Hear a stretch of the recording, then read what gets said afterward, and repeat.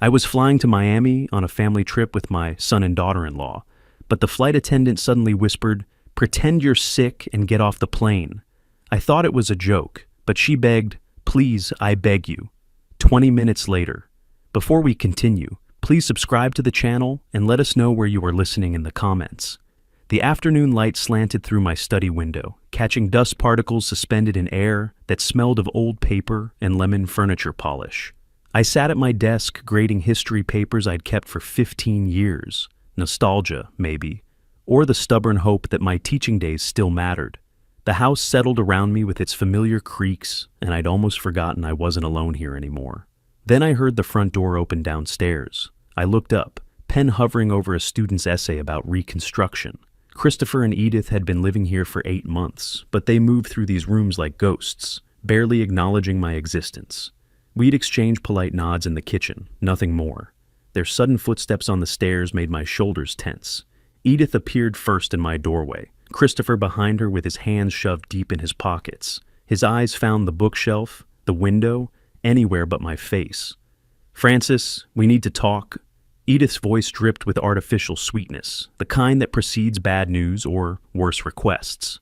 I removed my reading glasses slowly, a small defensive gesture I'd perfected over 40 years of dealing with difficult students. "About what?" Christopher shifted his weight. "We've been thinking about family, about how we should spend more time together." "Quality time," Edith added, moving into the room uninvited. She perched on the arm of my reading chair like she owned it. "Before life gets too busy." Before what exactly? I kept my voice level, but my historian's mind was already cataloging inconsistencies. They'd avoided me for months. Why this sudden change? Just, you know how it is. Edith waved her hand dismissively. "Christopher, tell him about Miami." My son finally met my eyes, and what I saw there was desperation poorly masked by forced enthusiasm. "Miami, Dad. Remember when we went when I was 12? Let's recreate those memories. A whole week together, fully paid. Our treat." I set down my pen carefully. "You hated that trip. Said it was boring, wanted to come home early." Christopher's smile faltered. "I was a kid. I see things differently now." The silence stretched. I studied them both. My son, who'd once brought me dandelions and called me his hero, and this woman who'd somehow convinced him that his elderly father was just an obstacle taking up space. Something had shifted between us, but I couldn't pinpoint when exactly. Was it when Christopher lost his job? When their debts started piling up? Or had it been gradual, a slow erosion of respect and love? "When would this trip be?" I asked. "Next week." Edith's response came too quickly. "Everything's arranged, we just need your yes." That evening, Edith insisted on cooking dinner. She never cooked. I sat at the dining room table while she moved around my kitchen with uncomfortable familiarity, opening cabinets, using my dishes. Christopher poured wine with excessive care, his hands trembling slightly when I asked about the trip's timeline. "So this was planned without consulting me?" I accepted the wine glass, watching him over the rim. "We wanted it to be a surprise," Christopher said. "A good surprise." Edith set a plate before me, her movements calculated and precise. She'd worked in medical administration for years, and that clinical efficiency showed in everything she did. "Francis, your life insurance policy is quite substantial. 500,000, right? Very responsible planning on your part." My fork stopped halfway to my mouth. "How do you know the amount?" "Christopher mentioned it once." She sat across from me, cutting her chicken into perfect uniform pieces. "Just conversation." I looked at my son. He was focused intently on his plate, refusing to meet my gaze. The mention of my insurance felt wrong, timed wrong, placed into casual dinner talk where it didn't belong. "I haven't been sleeping well lately," I said, testing them. "My heart feels strange sometimes, flutter-like." Christopher's eyes lit up for a split second before he caught himself. "You should see a doctor. Have you seen a doctor?" "Christopher worries too much." Edith cut him off smoothly. "You look fine, Francis. Probably just stress." They locked eyes then, just for a moment, but I caught it. Something passed between them, unspoken and knowing. My chest tightened, but not from any heart condition. After dinner, while they retreated to their bedroom downstairs, I found printed flight confirmations on the table, Already booked, my ticket already purchased for next Tuesday. They'd been certain I'd agree, so certain they'd made irreversible plans. I sat alone in my study long after midnight, holding an old photograph of Christopher at age 7, gap-toothed and grinning, hugging my neck like I was the safest place in the world. That boy had become this man downstairs, plotting something I couldn't quite name but felt in my bones. 40 years teaching history had taught me one thing. People leave evidence. Always. Patterns emerge. Motivations become clear when you step back and observe the whole picture, not just isolated incidents. The sudden generosity, the insurance comment, those synchronized glances, the pre-purchased tickets. Morning came with pale light and the decision I'd already made in darkness. I would go to Miami. I would watch them carefully. I would gather evidence the way I'd taught my students to examine primary sources, with skepticism and attention to detail. Christopher knocked on my door at 7, his smile too bright for the early hour. "So, Dad, Miami, what do you say?"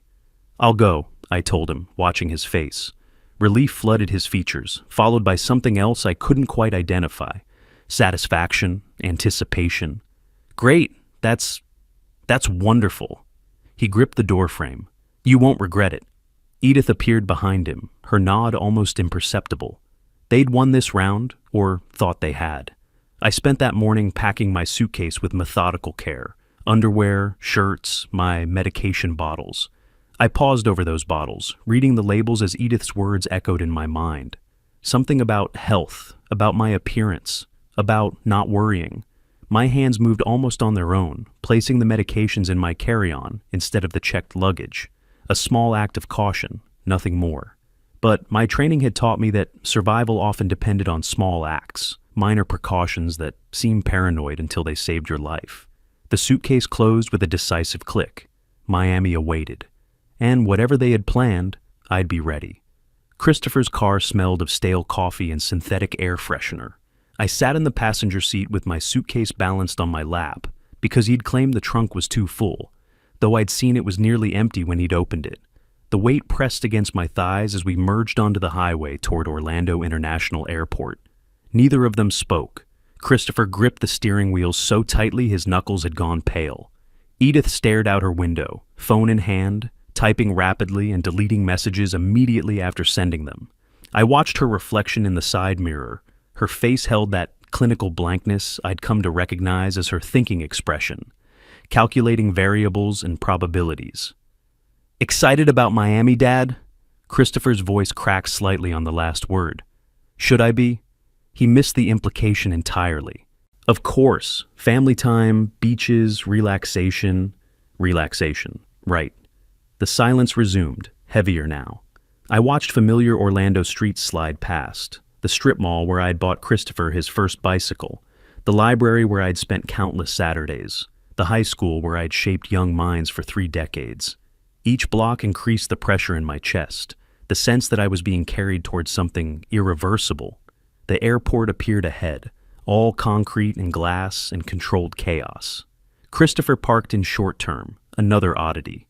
We'd be gone a week, yet he chose the most expensive option. Small details, but they accumulated like evidence in a case I was building against my own family.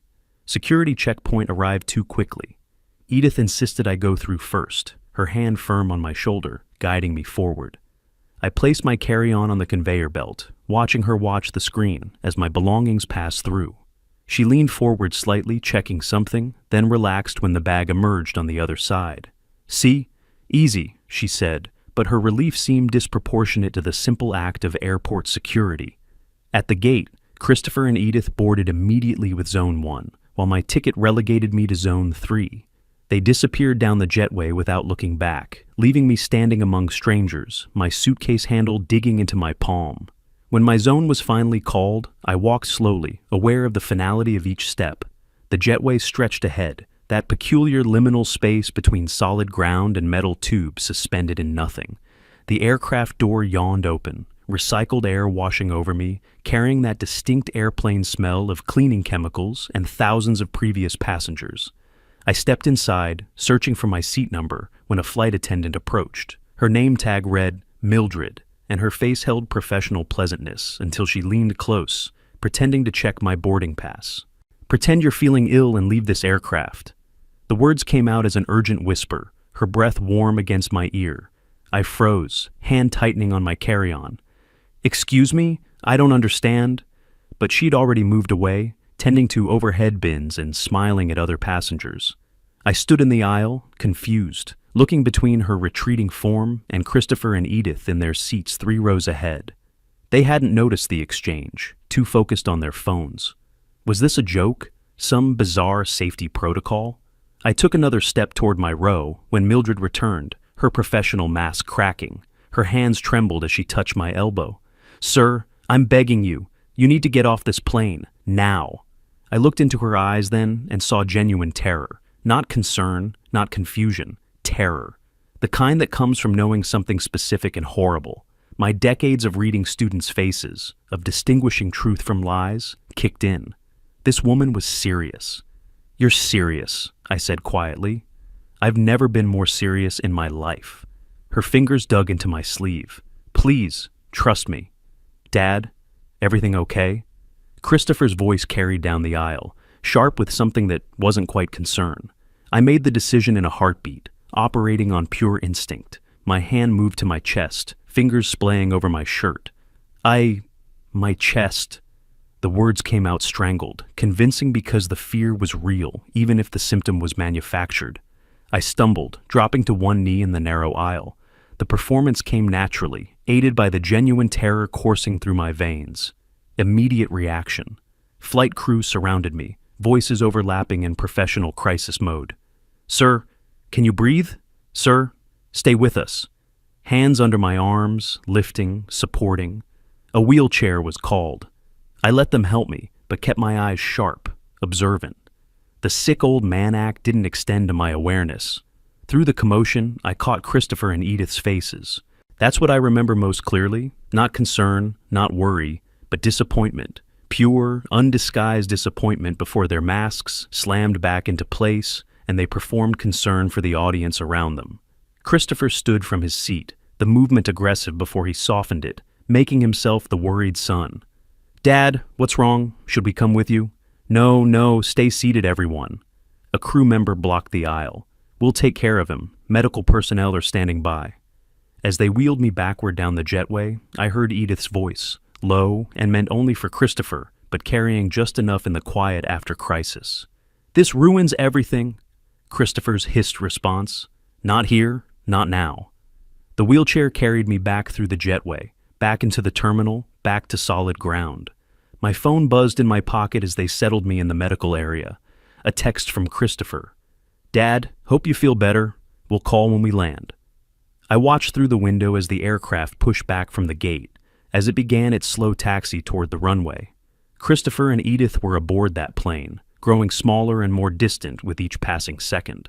The physical separation felt absolute, like I'd crossed some invisible threshold and could never return to the innocence of not knowing. The plane disappeared from view, just another metal speck against blue sky. "Mr. Wilson?" I turned. Mildred stood there, still in her uniform but off duty now, her face pale and drawn. She glanced around the medical area, checking for listeners. "We need to talk," she said, her voice tight with urgency. "Now, somewhere private." The medical room was small and windowless, fluorescent lights buzzing overhead with that persistent electrical hum that sets teeth on edge. A paramedic had just cleared me. Vitals are fine, probably anxiety, and left me alone on the examination table, paper crinkling beneath me every time I shifted. Through the narrow window in the door, I could see the tail of my flight disappearing into clouds, carrying my son and daughter-in-law toward Miami, while I sat here in this sterile room, heart pounding for reasons that had nothing to do with medical issues. My phone buzzed. Christopher's third text. "Dad, please respond. We're worried sick." I powered it off. The door opened. Mildred entered, still in her uniform, but her professional composure had cracked like old porcelain. She closed the door firmly, checked the hallway through the window once, then turned to face me. Her hands shook. "I need to show you something." Her voice trembled. "What I'm about to do could cost me my job, but I can't let this happen." I straightened on the table, paper rustling. "Show me." She pulled out her phone with fingers that couldn't quite stay steady, unlocked it, navigated to her video library. I recorded part of her phone call, in the restroom, before boarding. She paused, meeting my eyes. "Your daughter-in-law's call." The phone screen showed a bathroom stall, mostly ceiling tiles and fluorescent lighting. The audio was muffled, but voices carried through the echo of tile and porcelain. Edith's voice, unmistakable in its clinical precision. "The pills will dissolve quickly in his drink. He won't taste anything." A pause. "Altitude makes heart attacks more plausible. Emergency at 30,000 feet. Medical response limited. Investigation harder." Another pause, then. 500,000. Christopher's nervous, but committed. She laughed. Actually laughed. I watched the video once, twice, 3 times. Each viewing revealed new layers of horror. My daughter-in-law discussing my death like a business transaction, weighing logistics and timing, calculating profit margins on my life. Who was she talking to? My voice came out steady, surprisingly so. "I don't know." Mildred lowered the phone. But she mentioned the plan being in motion and Christopher being on board. Those were her exact words. I looked at her directly. "Why did you do this? Risk your career for a stranger?" Something flickered across her face. Old pain, barely healed wounds. "My father, 3 years ago. His nephew convinced him to change his will, then he fell downstairs. They ruled it an accident." Her jaw tightened. I couldn't prove anything. The regret has eaten at me ever since. When I heard that conversation, heard her plotting, I couldn't stay silent again. "I'm sorry about your father." "Don't be sorry." Her voice hardened. "Stop them." I took her contact information in my small notebook, the one I always carried out of teacher habit, precise, careful letters. Even in crisis, documentation instinct prevailed. We exchanged phone numbers. She promised to preserve the recording, understood it might become legal evidence. We shook hands. Her grip was firm despite the trembling, and she left to catch her next flight rotation. The taxi ride home took 40 minutes through Orlando suburbs, past strip malls and chain restaurants and residential developments that all looked identical. The driver tried making conversation. "Missed your flight?" "No." I stared out the window. I caught something more important. He fell silent, confused, but sensing I didn't want to elaborate. My house appeared ahead, 2-story colonial with the garden I'd maintained for 30 years. Christopher's car wasn't in the driveway. They were in Miami, wondering why their plan had failed, scrambling to adjust. I paid the driver, walked up the path, unlocked my own front door. The house felt different now, violated. Knowing what had been plotted within these walls, discussed at my own dining table, planned in bedrooms down the hall, I set my carry-on by the stairs and went straight to my study. The filing cabinet held decades of documentation, insurance policies, bank statements, legal papers, property deeds. I spread everything across the dining room table, creating a systematic layout, chronological order, categorized by type, teacher's methodology applied to my own survival. Hours passed. The light outside faded to dusk, then darkness. I put on my reading glasses, examined each document under good lighting, looking for inconsistencies, signs of tampering, evidence of the conspiracy Mildred had exposed. I found it. The life insurance beneficiary form, dated 6 months ago, changing primary beneficiary from my niece in Atlanta to Christopher Wilson. The signature at the bottom attempted to mimic my handwriting, but failed. The capital F in Francis was wrong, too elaborate. I never made that flourish. I photographed the document with my phone. Evidence preservation. More digging revealed additional horrors. Bank account statements showing transfers I'd never authorized. $38,000 over 6 months. Siphoned in amounts small enough to escape casual notice. A power of attorney document granting Christopher financial authority, signed with my forged name. Medical records I'd never seen, documenting cognitive decline I'd never experienced. They'd been building a paper trail of my incompetence while I taught night classes at the community center, graded papers, lived my normal life, creating the fiction of a failing mind to justify their control, to explain away my death as natural consequence of deteriorating health. Evidence, timeline, motive, method. I spoke aloud to the empty room, old teaching habit resurfacing. They planned this for months, living in my house, eating my food, plotting my murder. I held up the forged power of attorney, staring at the signature that wasn't mine. This wasn't impulsive. This was systematic, planned, sophisticated. They'd researched, prepared, established legal groundwork for theft and murder, both. The documents remained spread across my dining table. I didn't clean them up, couldn't. They represented physical proof of betrayal, tangible evidence of how thoroughly I'd been deceived. I sat in my reading chair as midnight approached, the house silent around me. My son was in Miami, probably reassuring Edith that they'd find another opportunity, another method. They didn't know I had the recording, didn't know I'd found their forged documents, didn't know the prey had become aware of the hunters. My hands rested on the chair arms, steady now. The shock had burned away, replaced by something colder, more focused. They didn't just try to kill me. They'd been stealing my life piece by piece for months, erasing my autonomy, building toward my erasure. Time to take it back. 3 days had passed since I'd discovered the forged documents. 3 days of avoiding Christopher and Edith's concerned questions, deflecting their attention with vague mentions of stomach trouble from the airport incident. 3 days of research, reading attorney reviews, making discreet calls, organizing evidence into color-coded folders that now sat on my desk in neat stacks. Nicholas Clark arrived precisely at 2 o'clock, as scheduled. Mid-50s, gray threading through his dark hair, expensive briefcase that spoke of successful practice. A state law specialist with 20 years' experience. His handshake was firm, his eyes sharp and assessing. "Mr. Wilson, thank you for trusting me with this." He settled into the chair across from my desk, opened his briefcase, pulled out a laptop and legal pad. "Walk me through what you've found." I slid the first folder across the desk. Blue tab, financial documents. Nicholas's professional composure held through the first few pages, then began cracking as the scope revealed itself. Forged signatures, altered beneficiaries, fraudulent power of attorney. His fingers moved faster, flipping pages, cross-referencing dates, building timeline. "When did you last review these documents personally?" His pen hovered over legal pad. "The insurance policy, 5 years ago when I retired from teaching." "And you never authorized any beneficiary changes?" "Never." My voice was steady, firm. "That policy was meant for my niece in Atlanta. She put herself through nursing school. I wanted her to have something."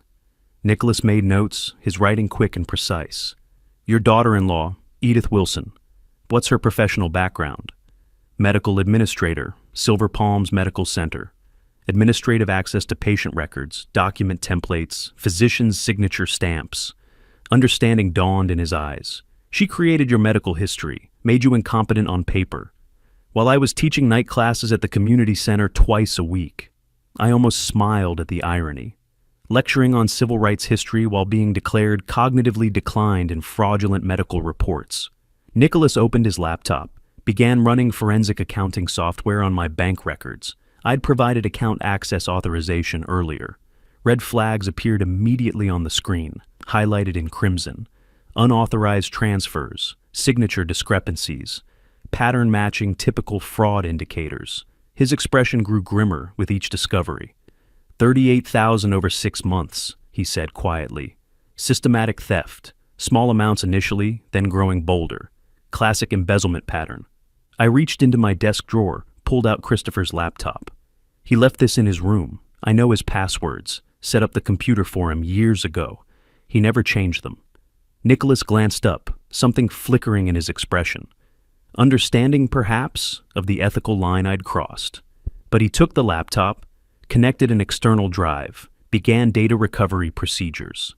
Within minutes, deleted emails resurrected themselves on the screen. The conspiracy unfolded in digital form. Email chains between Christopher and someone calling himself a medical consultant. Discussion of substances causing heart failure, untraceable in standard autopsy, particularly effective at high altitude. Prices negotiated. $10,000 for consultation and supply. Meeting arranged at a parking garage in downtown Orlando. Nicholas's jaw tightened as he read. "This is a murder contract. Your son negotiated your death like he was buying a used car." The words should have hurt more than they did, but I'd burned through pain during those 3 days of documentation, reached a colder place beyond conventional grief. "Keep reading," I said. There's more.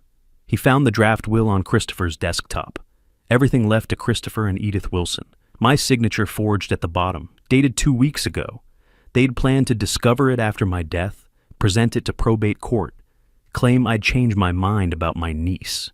Nicholas leaned back, removed his glasses, rubbed his eyes. When he looked at me again, his professional mask had dropped entirely. Francis, may I call you Francis?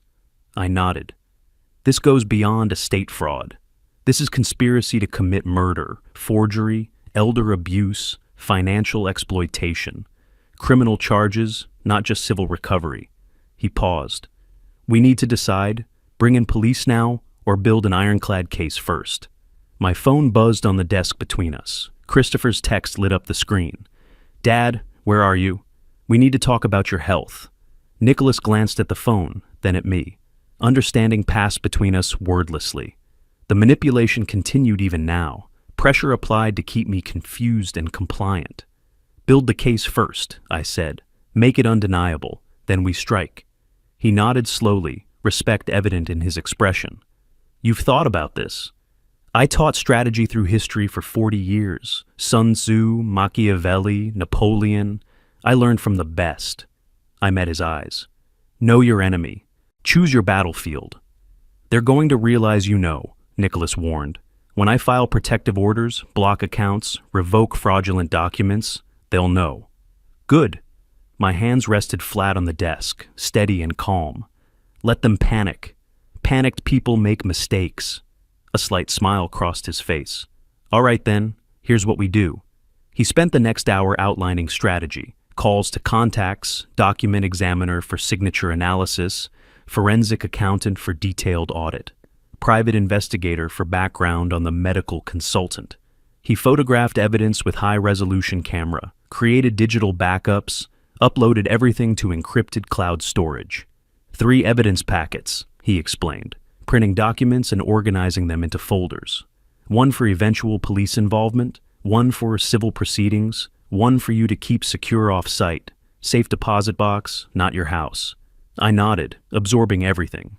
Student mode engaged, learning the machinery of legal warfare. As afternoon faded toward evening, Nicholas gathered his materials, packed his briefcase with methodical care. At my study door, he paused and turned back. Francis, 1 question. When this is over, what do you want? Justice or revenge? I didn't hesitate. I want them to understand what they've done. I want consequences that last. He considered this, then nodded. Don't change anything yet. Act normal. I'll handle protective orders, account freezes through legal channels. Give me 1 week. After he left, I sat in the darkening study, listening to the house settle around me. My phone buzzed again. Christopher. Dad, dinner tonight? We need to talk about your future. I stared at the text, then typed my response. Yes, we need to talk about the future. The double meaning was clear to me, opaque to him. The hunter had become the hunted, though he didn't know it yet. I pressed send. 1 week had passed since Nicholas Clark left my study with his briefcase full of evidence and his timeline for legal strikes. 7 days of performance, of playing the confused old man while executing strategy with the precision I'd once applied to lesson planning. I sat at my breakfast table, coffee growing cold in its mug, watching Christopher and Edith through the kitchen doorway. They'd just returned from work, Christopher's tie loosened, Edith's professional mask firmly in place. Neither of them knew that, while I'd shuffled around the house asking which pills to take and where I'd left my reading glasses, I'd been methodically destroying the foundation of their conspiracy. Dad? Christopher appeared in the doorway. You okay? You've been staring at that coffee for 10 minutes. I blinked slowly, perfecting the vacant look. Have I? I was just thinking about something. What was I thinking about? I shook my head, confused. It's gone now. The glance they exchanged was triumphant. I watched it happen, watched them see what they wanted to see. Deterioration, decline, the mental incompetence their forged documents claimed. What they didn't see was the security camera above the refrigerator recording every micro-expression, every satisfied smirk. The cameras had been installed 3 days ago, 12 of them throughout the house. I'd called a legitimate security company, explained I'd been forgetting to lock doors and worried about break-ins. Christopher and Edith had approved enthusiastically. "For your safety, Dad," Christopher had said. "That's really smart thinking." They hadn't examined the specifications closely, hadn't realized the cameras recorded audio, hadn't understood that every private conversation, every whispered plan, every moment they thought themselves alone was being captured and uploaded to cloud storage that only I could access. The technician had been thorough. 24/7 recording, sir. Complete coverage. Even sound. Even sound? I'd repeated, playing up the elderly confusion. "Audio on all cameras, yes, sir. Crystal clear." Christopher had interjected then, concern crossing his face. "Dad, isn't that expensive?" "My safety is worth it." I'd waved dismissively. "I've been so forgetful lately. Can't be too careful." That night, I'd added my own enhancement, a small audio recorder tucked into the heating vent above the dining room, the same spot where I'd once caught students cheating during exams, placing a microphone to record their whispered answers. Old teacher trick, new application. The recorder had paid dividends immediately. Christopher and Edith had their most candid conversations late at night in that room, believing themselves private. I'd listened through my headphones, documenting everything. "The plane was supposed to work," Edith had hissed 2 nights ago, frustration cutting through her usual control. "Now we're back to square one." "You said the pills were undetectable," Christopher had shot back. I said a lot of things. Now we need plan B, the incompetency route. What if he resists?" "He won't. Look at him lately. He's already halfway there." I'd recorded it all, my face expressionless in the darkness of my room above them. Evidence accumulating, digital, and damning. But the most dangerous work happened in the deep hours when Christopher slept. His laptop lived on his desk, often left open or barely closed. I'd learned enough from teaching digital literacy classes to navigate file systems, copy drives, recover deleted data. The external hard drive I'd purchased stayed hidden in my study, filling with evidence each night I dared to enter his room. The close call had come 2 nights ago. Progress bar at 88%, my fingers hovering over the disconnect button when I'd heard footsteps in the hallway. I'd yanked the drive free, pocketed it, slipped through the bathroom that connected Christopher's room to the main hallway. My heart had hammered against my ribs, but my hands had remained steady. Decades of maintaining composure in front of challenging students had trained me well.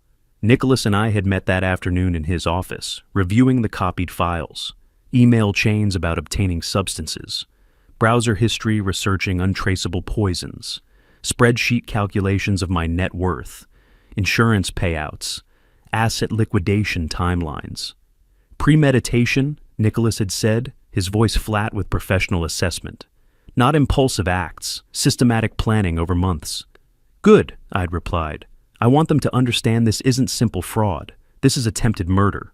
The legal machinery had already begun moving. Nicholas had filed protective orders, account freezes, power of attorney revocations, all with carefully delayed notification dates. Christopher and Edith wouldn't discover the blocks until they next attempted transfers. "They won't know until they try to access funds," Nicholas had explained. Then panic. Panicked people make exploitable mistakes. Yesterday, I'd completed the most important task, creating a legitimate new will. Florence Harris, the notary, had been thorough to the point of redundancy.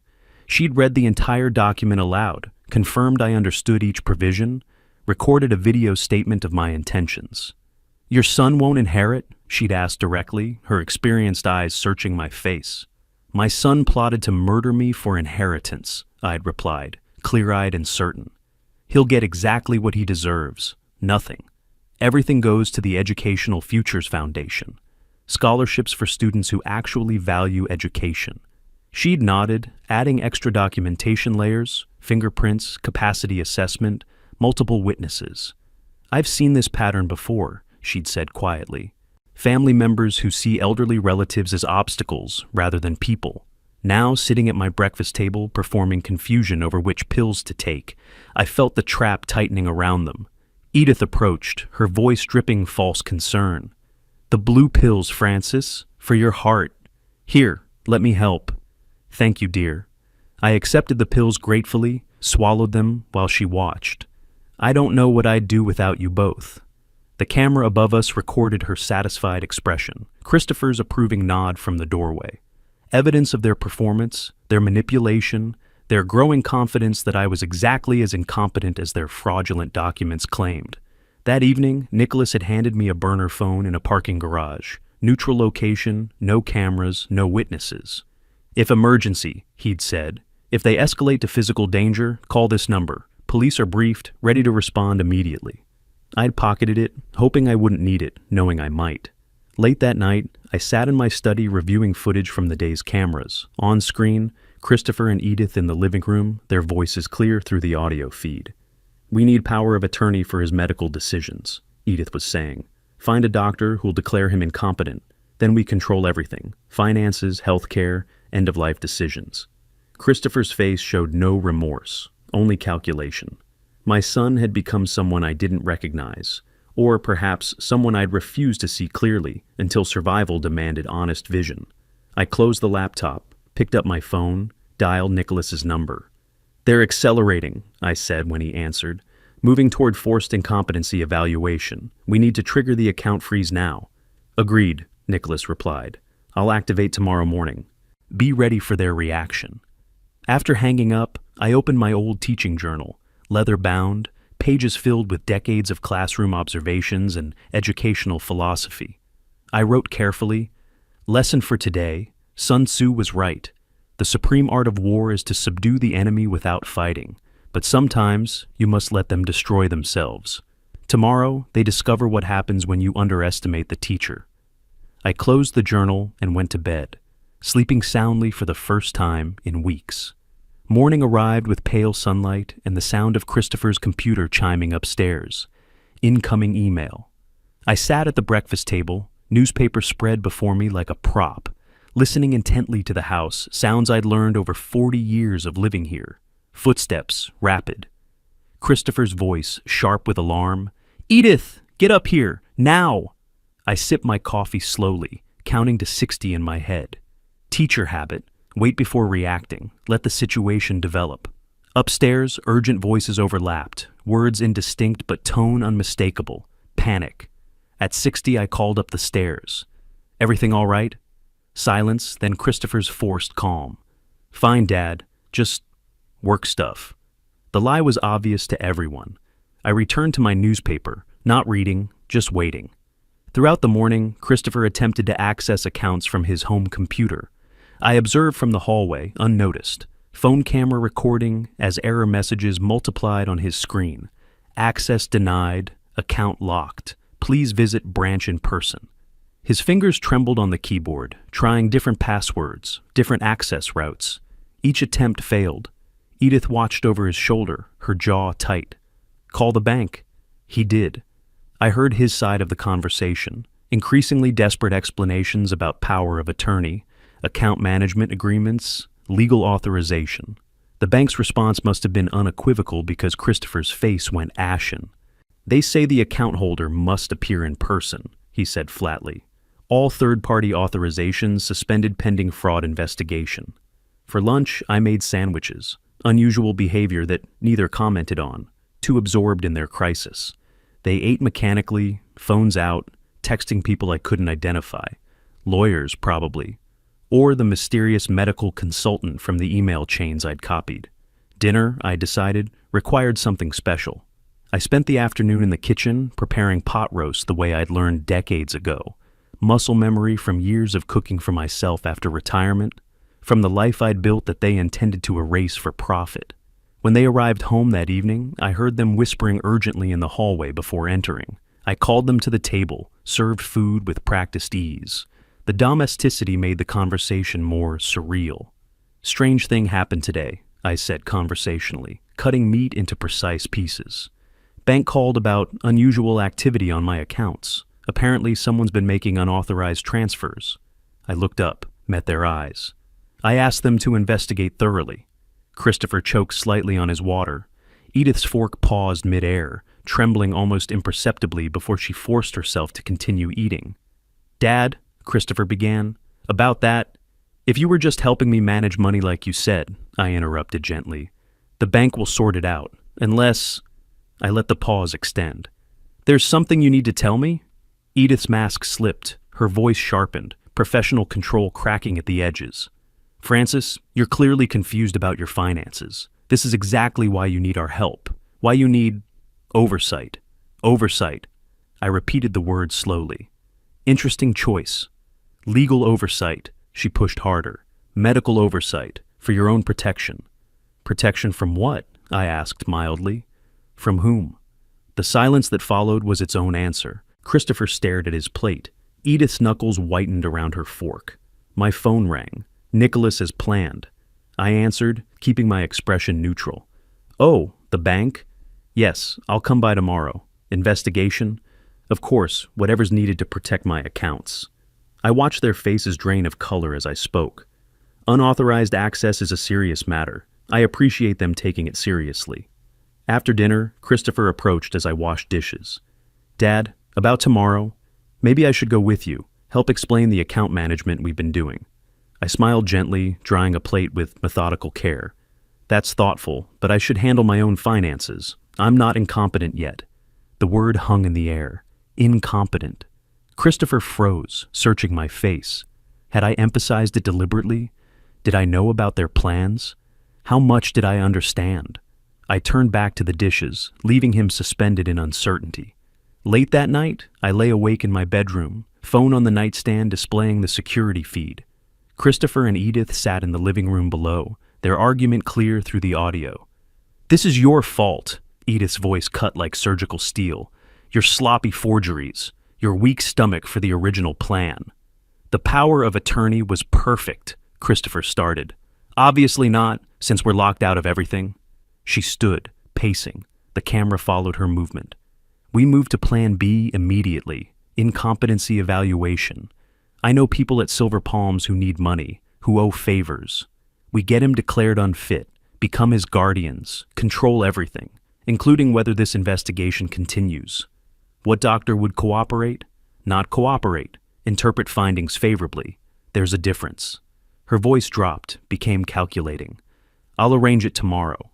I recorded everything, timestamps preserved, evidence accumulating like compound interest.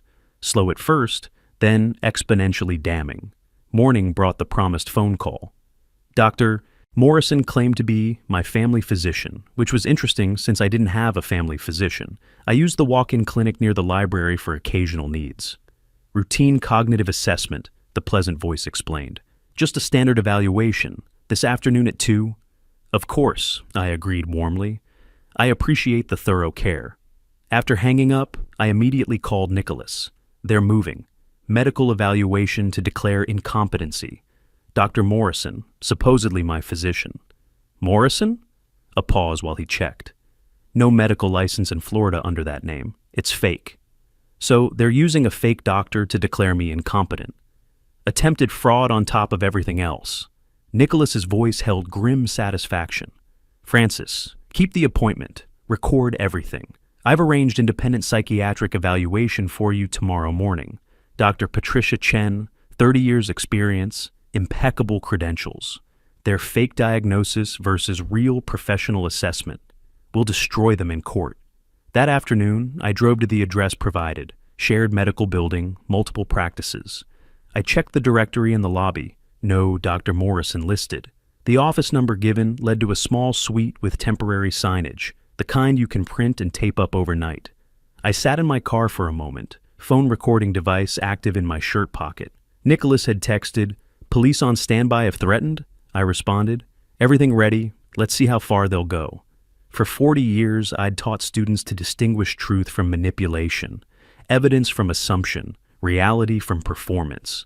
Today I got to demonstrate those lessons in real time. Christopher and Edith had arranged this test thinking I'd fail. They had no idea I'd been preparing my entire professional life for exactly this kind of challenge. I opened the car door and walked toward the building, steady and certain. Dr. Patricia Chen's office smelled of leather furniture and subtle lavender. I sat across from her, completing the final cognitive assessment, pattern recognition puzzles that would have challenged my students, memory questions I answered with dates and details, executive function tests I navigated systematically. Her sharp eyes watched everything. 3 decades of forensic psychiatry, evident in how she observed not just answers, but approach, methodology, reasoning. Fully competent, she said finally, setting down her pen. No cognitive decline, analytical skills above age group average, no indicators of paranoia or delusion. Frankly, Mr. Wilson, your mental acuity rivals people half your age. I thanked her, accepted the preliminary documentation, and drove home satisfied. The fake Dr. Morrison appointment from yesterday had been exactly what I'd expected. Shabby office with temporary signage, someone claiming credentials they didn't possess. Questions designed to create appearance of incompetency regardless of answers. I'd recorded everything. Now I had the contrast. Fraudulent evaluation versus legitimate professional assessment. But as I pulled into my driveway, satisfaction evaporated. Christopher's car blocked the entrance. My son stood on the porch, envelope in hand. His face set with desperate determination I recognized from students who'd cheated and been caught but were trying one final bluff. He approached my car window before I could exit. His hand shook slightly as he thrust the envelope forward. "Dad, this is for your own good. You're not well. We need to protect you." I took the papers, read them thoroughly. Petition for guardianship due to incapacity. The allegations were detailed and damning. Paranoid delusions regarding family members, progressive memory loss, financial incompetence, danger to self due to unstable behavior. Supporting documentation attached, sworn statements from witnesses, medical reports, incident logs. I read every word while Christopher shifted his weight, unable to meet my eyes. "Whose safety, Christopher?" I asked quietly. "Mine or yours?" He fled to his car without answering. Nicholas arrived within an hour of my call. We spread the court documents across my dining room table, the same table where I'd first organized evidence months ago. His professional calm cracked as he read. "They're claiming you're incompetent after attempted murder failed?" He flipped through pages. The audacity of this, these witness statements, these medical reports. "Desperation breeds boldness," I said. "Read the witness list."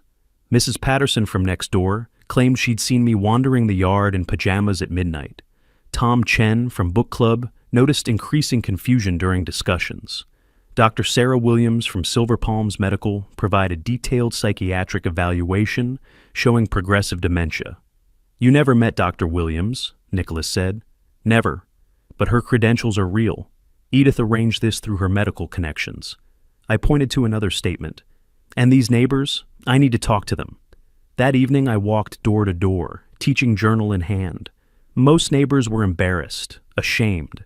Mrs. Patterson's voice trembled. "Christopher said it was just to help with your care, that you'd approved it. I didn't realize it was for court." "What exactly did you see, Margaret?" "You, outside at night, by the bushes, in your pajamas." "I was checking security cameras I'd installed. At 11 p.m., not midnight, in shorts and t-shirt, not pajamas." I kept my voice gentle, teacher comforting confused student. "Christopher showed you what he wanted you to see." She broke down crying, promised to recant. 2 other neighbors had similar stories: manipulation, context removed, innocent behavior twisted. But 3 neighbors refused to speak with me. I learned later Christopher had paid them, $500 here, $300 there, small amounts to people struggling financially, enough to buy false testimony. The preliminary hearing came 2 weeks later. I sat beside Nicholas, posture straight, taking organized notes, visible demonstration of competency. Christopher and Edith sat across the aisle with their attorney, expensive suit and calculated confidence. Where had Christopher found money for lawyers like this? More debt probably, digging deeper holes. Judge Thompson reviewed both sides' filings with evident skepticism. Court-appointed psychiatric evaluation ordered. Dr. Patricia Chen will conduct assessment and report findings. Nicholas and I exchanged subtle glances. She'd already evaluated me, knew I was competent. The trap was working perfectly. After the hearing, Nicholas wanted immediate action. "We file criminal charges now. Everything we have, attempted murder, fraud, forgery, we can end this."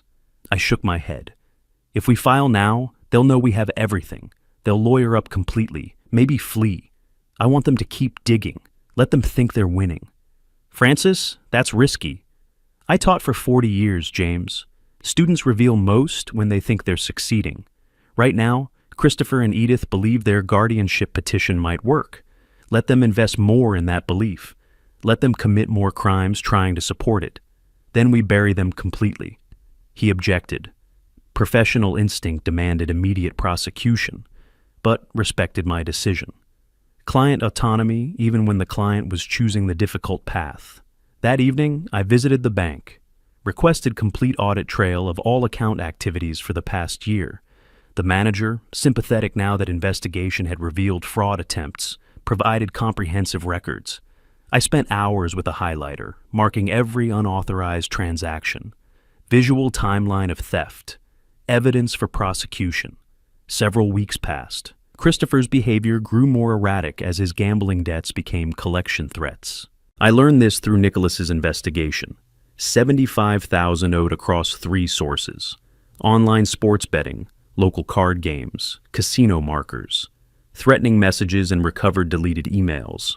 Timeline showed debt accumulation had accelerated 6 months before the murder plot began. Motive, clear as classroom chalk on blackboard. My phone rang late one evening. Nicholas.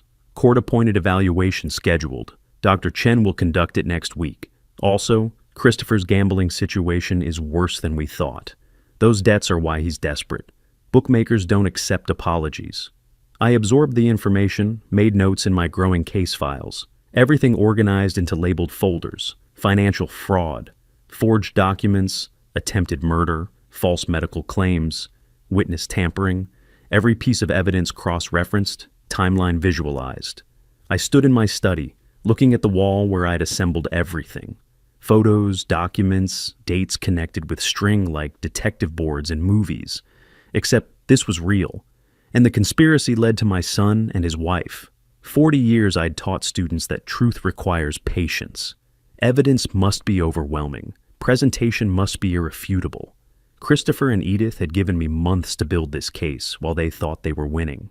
Now they'd learned the final lesson. The teacher always knows more than the students realize. Class was almost over. Time for final exam. Dr. Patricia Chen's court-appointed evaluation report sat on Nicholas's conference table between us. I read the conclusion for the second time, savoring each word. Subject demonstrates full cognitive capacity, no evidence of dementia or incompetency, analytical skills above age group average, no indicators of paranoia or delusion. Recommendation: petition for guardianship be denied.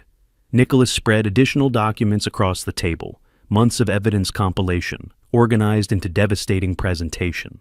3-ring binders, color-coded tabs, chronological timeline poster, exhibits numbered and cross-referenced.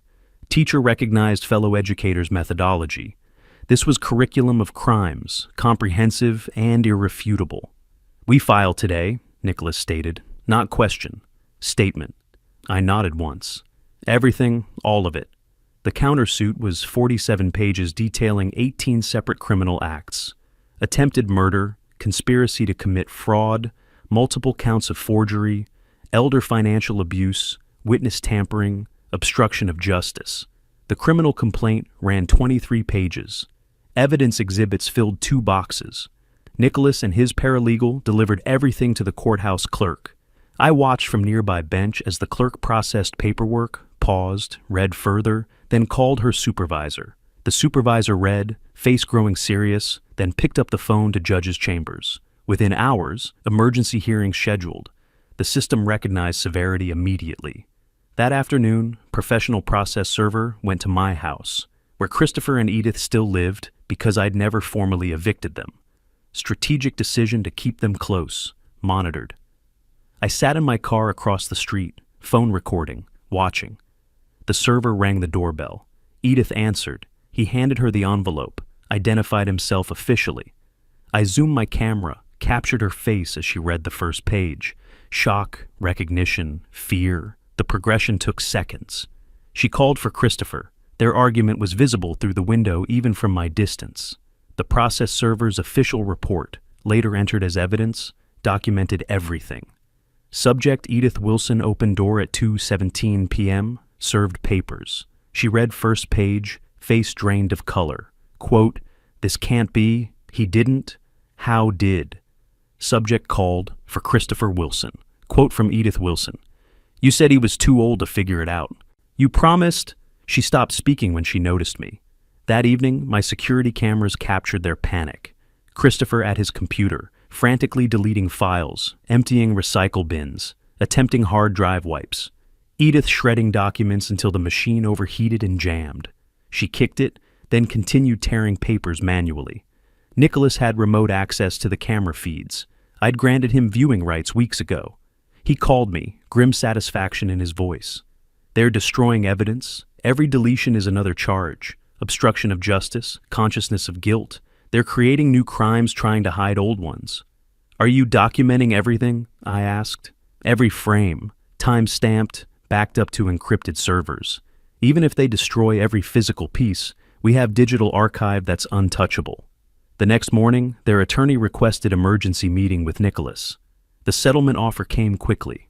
Christopher and Edith would return the $38,000, vacate the property immediately, relinquish all inheritance claims, accept permanent restraining order. In exchange, I'd drop criminal charges. Nicholas brought the offer to my house. We sat in the dining room where this had all begun, where I'd first spread evidence and understood the scope of betrayal. I read the settlement terms slowly, then looked at Nicholas. They want to walk away, pay back stolen money, promise to behave, and face no consequences for trying to kill me. That's the offer. I tore the paper in half, then quarters, then smaller pieces. Let them fall onto the table like snow. They tried to murder me, James. Not steal from me, murder me. Edith researched undetectable poisons. Christopher negotiated my death price. They planned it for months while living in my house, eating my food, pretending concern. Trial is unpredictable.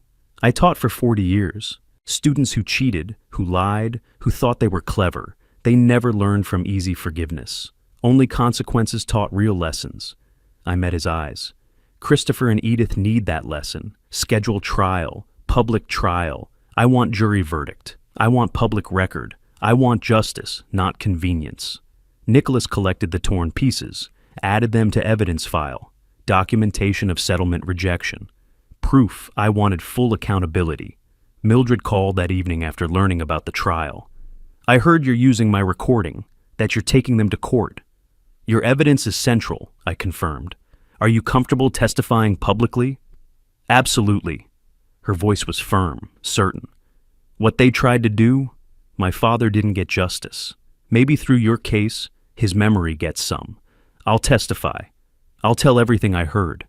Thank you. You saved my life. Now help me save others from them. Over the following days, Christopher's world unraveled visibly. His gambling debts became public as bookmakers filed their own claims. Collection agencies called constantly. I heard the phones through the walls, through the house I knew intimately. Edith and Christopher's arguments grew more vicious, blame shifting constantly. The prosecutor's office assigned the case to their senior team. Nicholas relayed their assessment. One of the clearest elder abuse cases they had seen. Evidence overwhelming, conviction highly probable. Trial date set for late August. I stood in my study that evening, looking at the wall where I'd created visual timeline of the conspiracy. Photos, documents, dates connected by string. Months of evidence displayed, patterns clear, guilt undeniable. I removed one photo from the board. Old picture of Christopher at 8 years old. Smiling, gap-toothed, innocent. The boy who'd once called me his hero, who'd brought me dandelions and construction paper cards on Father's Day. I held that photo, allowed myself one moment of grief for the son who could have been, should have been, never was. Then I placed it in my desk drawer and closed it firmly. I raised you better than this, I said to the empty room. You chose differently. Now we both live with consequences. I turned off the study light, walked out. Tomorrow brought preparation for trial. Tonight, I allowed myself to mourn the relationship that had died long before the murder plot began. The boy in that photo was gone. The man who tried to kill me would face justice. 3 weeks had passed since I rejected their settlement offer. The house felt different now, lighter, cleaner, like pressure released from a sealed container. Christopher and Edith had moved out 2 days ago, following formal eviction order, and I walked through spaces they had occupied, noting what they'd left behind in their hasty departure. Unpaid bills scattered across the bedroom floor, broken picture frames, clothing abandoned in closets. Christopher's childhood baseball trophy, ironically, awarded for sportsmanship. Edith's medical textbooks, tools of a profession she'd lost. Their wedding album, documenting a union now fracturing. I photographed everything, not vindictively, just documentarily. Teacher's instinct. Preserve records, maintain evidence. My phone buzzed. Nicholas. Christopher's car was repossessed this morning. Bookmakers are filing liens. Their apartment lease required 3 months up front. They borrowed from Edith's sister. Everything's collapsing. I read the message twice, felt no satisfaction. Just inevitable progression of consequences. The gambling debts, now public through court filings, had triggered aggressive collection. Bookmakers discovered Christopher wouldn't inherit my estate. My new will, filed publicly, showed charitable donation instead. They escalated, threatening calls, workplace visits, public confrontations. $18,000 still owed on the repossessed car. Credit cards maxed. Bank accounts garnished. Christopher tried borrowing from friends, family, anyone. Most refused, having learned the truth. His desperation became neighborhood gossip. Edith's professional destruction paralleled their financial ruin. Silver Palms Medical Center's investigation revealed her data breaches, accessing patient records without authorization, creating false medical documents, sharing confidential information. Florida Medical Board opened disciplinary case. The clinic terminated her employment immediately, flagged her credentials. Future healthcare employment virtually impossible. 15 years of career building ended in a 15-minute meeting. Security escort walked her out. Confiscated badge and keys. Former colleagues watched, whispered. She drove to their apartment, sat in the car for an hour before facing Christopher. Their new apartment was in a declining neighborhood, all they could afford now. The contrast with my comfortable home became daily reminder of their choices. Through thin walls, neighbors heard their arguments escalate. "This is your fault," Edith's voice carried through walls late one night. "Your gambling, your debts, your weakness." My weakness? Christopher's response was defensive, desperate. "You wanted him dead. I wanted money. You wanted murder. And now we have nothing. No money, no house, no future. We have each other." Edith's bitter laugh. "That's the worst part." Neighbors documented these fights, discussed them next morning. News spread. Community judgment was harsh and complete. One afternoon, Edith's sister arrived at Nicholas's office looking mortified. I was there reviewing final trial preparations. They asked me to bring this. She handed over an envelope like it burned her fingers. I told them it was pointless, but they're family. "Read it for me," I said. She opened it reluctantly. "We offer $100,000 in exchange for dropping all charges. We acknowledge mistakes and seek resolution." Mistakes. I repeated the word slowly. They call attempted murder mistakes. Her voice dropped to almost a whisper. "I don't recognize my sister anymore." I pulled out a pen, wrote directly on their offer. Single sentence in my teacher-perfect handwriting. "Justice is not for sale. See you in court." I handed it back unsigned. "They won't accept this," she said. "They'll be devastated." Good. They should be. Devastation is appropriate response to attempted murder and betrayal. I met her eyes. "Tell them the only settlement I'll accept is the one the judge pronounces." Over the following days, former neighbors who'd initially testified for Christopher, the 3 who'd accepted payment, contacted Nicholas requesting to change testimony. They'd learned the full truth, felt manipulated, wanted to correct the record. I watched these meetings, saw their shame, offered no comfort, but accepted their truth. Justice required accurate testimony, not punishing confused witnesses. One recanting witness, an elderly man who'd taken $500, looked directly at me. "Christopher said you'd approved everything, that signatures were just formalities. I needed the money. My rent was late. But then I learned what they really tried to do. Murder isn't helping with paperwork." "Then tell the truth," I said. "Completely. That's all I ask." The trial date approached. Christopher's employer, after workplace collection visits, put him on probation. Edith's medical board hearing was scheduled for September. Professional license revocation likely. Their marriage was toxic waste, corrosive to everything it touched. I stood in my bedroom one evening looking at the calendar. trial date circled in red. 3 days away. I'd laid out courtroom clothing, pressed suit, conservative tie, polished shoes, teacher preparing for important lecture. Phone rang. Nicholas. Final witness prep tomorrow morning. Then we're ready. I'll be there, I confirmed.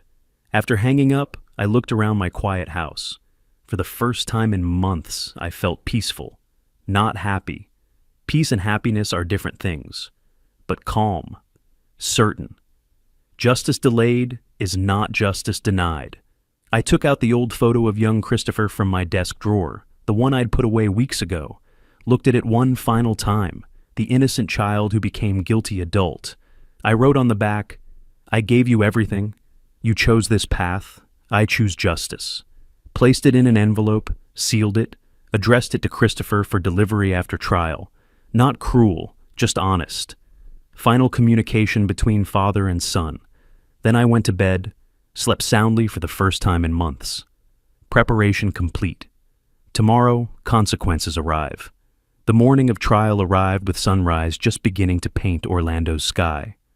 I woke early, dressed carefully in the suit I'd laid out the previous night.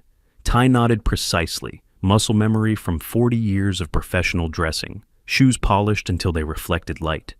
Breakfast was simple, coffee, toast, routine maintained despite the day's significance. I reviewed nothing. Preparation was complete, evidence memorized, testimony ready. Nicholas picked me up at 8. We drove to the courthouse in comfortable silence, professionals prepared for performance. I watched morning traffic, ordinary people beginning ordinary days.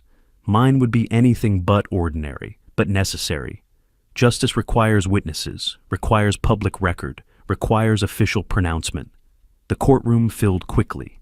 Media present. The case had attracted attention. Christopher and Edith sat with their attorney, looking diminished, defeated before verdict was announced.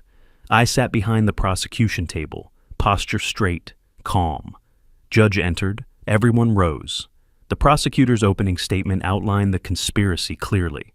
Evidence will show defendants plotted to murder Francis Wilson for insurance money. They researched methods, obtained substances, created false documents, manipulated medical systems. Only intervention by alert flight attendant prevented this murder.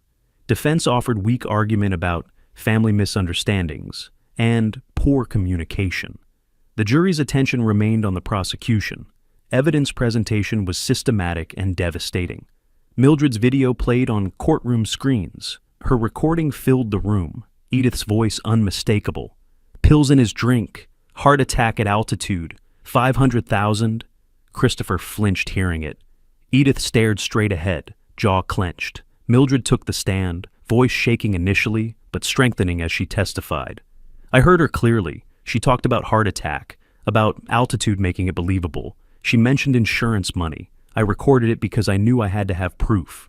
Defense attempted cross-examination.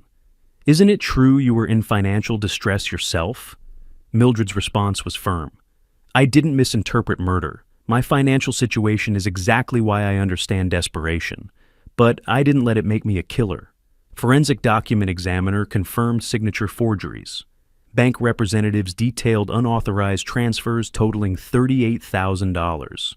Dr. Patricia Chen testified to my full mental competency, destroying the incompetency claims entirely. Email evidence showed correspondence with medical consultant about lethal substances. Each piece built an irrefutable case. Then I took the stand. Oath administered, I settled into the witness chair. 40 years teaching had prepared me for public speaking, managing attention, delivering information clearly. "When did you first suspect something was wrong?" the prosecutor asked. The invitation to Miami was unusual, their sudden attention after months of distance. Small things that pattern recognition tells you matter. What did you do?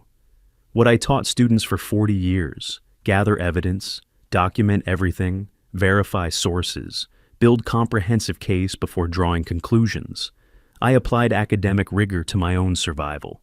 Defense attorney's cross-examination was brief, ineffective. My credibility was unshakable, facts verified by overwhelming evidence. The jury deliberated less than 2 hours. When they returned, the foreman stood. On count 1, conspiracy to commit murder. guilty. Count 2, fraud, guilty. Count 3, forgery, guilty. Down the list. Each guilty hit Christopher and Edith visibly. Edith's composure finally cracked. Single tear, quickly wiped away. Christopher dropped his head into his hands. Sentencing phase arrived. Judge asked if I wished to make victim impact statement. I stood, faced Christopher and Edith directly. You lived in my house. I provided for you. I trusted you. You responded by plotting my death. I don't hate you. I pity you. You destroyed your lives for money you'll never see. That's justice enough. I sat. Judge nodded, appreciation for brevity and dignity. Sentences: Christopher received 3 years probation with strict conditions. Edith 5 years, longer due to professional credential abuse. Both ordered to repay $38,000 stolen funds plus $50,000 punitive damages. Permanent restraining order. All inheritance rights permanently revoked. Criminal records permanent. Judge's statement was clear. This case represents calculated, systematic betrayal of familial trust. Your victim's mercy in requesting probation rather than imprisonment is more than you deserve. Court adjourned. Outside on courthouse steps, media waited. I gave brief statement. Justice has been served. I hope this case reminds families that trust is sacred and betrayal carries consequences. I declined further questions, walked toward the parking garage, saw Christopher one final time, exiting through side door, head down, avoiding cameras. Our eyes met briefly. He looked away first. I felt nothing. Not anger, not satisfaction, not even sadness anymore. Just completion. Chapter closed. Nicholas drove me home. We rode in silence, comfortable and complete. As we pulled into my driveway, he extended his hand. You did good, Francis. Real good. We did, I corrected. Thank you. Inside my house, I stood in the quiet hallway. House was mine again, legally, physically, emotionally. I walked to my study, saw the timeline board I'd created weeks ago, covered with evidence documentation. Carefully, methodically, I began taking it down. Each photo, each document removed and filed. The conspiracy existed, justice was delivered, but I wouldn't live surrounded by reminders of betrayal. I placed all documentation in a banker's box, labeled it Christopher, case closed, August 2025.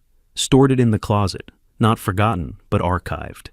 Then I sat at my desk, opened my laptop, composed an email to the local high school principal. I'm a retired history teacher with 40 years experience. I'd like to volunteer, teaching 2 afternoons weekly, no compensation needed. I have stories worth telling, lessons worth sharing. Students should know that knowledge protects, documentation matters, and justice, though slow, arrives for those patient enough to pursue it properly. I hit send, closed the laptop, looked around my study, books I'd collected, papers I'd graded, life I'd built.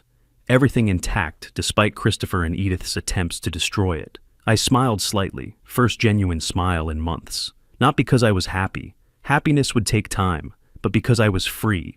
Justice delivered, conscience clear, future unwritten. Tomorrow I would begin again. The past was archived where it belonged. Today I was just a teacher with lessons to share and a life to live. That was enough. That was everything. If you like this story, please like this video, subscribe to the channel, and share your impressions of this story in the comments. To listen to the next story, click on the box on the left. Thank you for watching.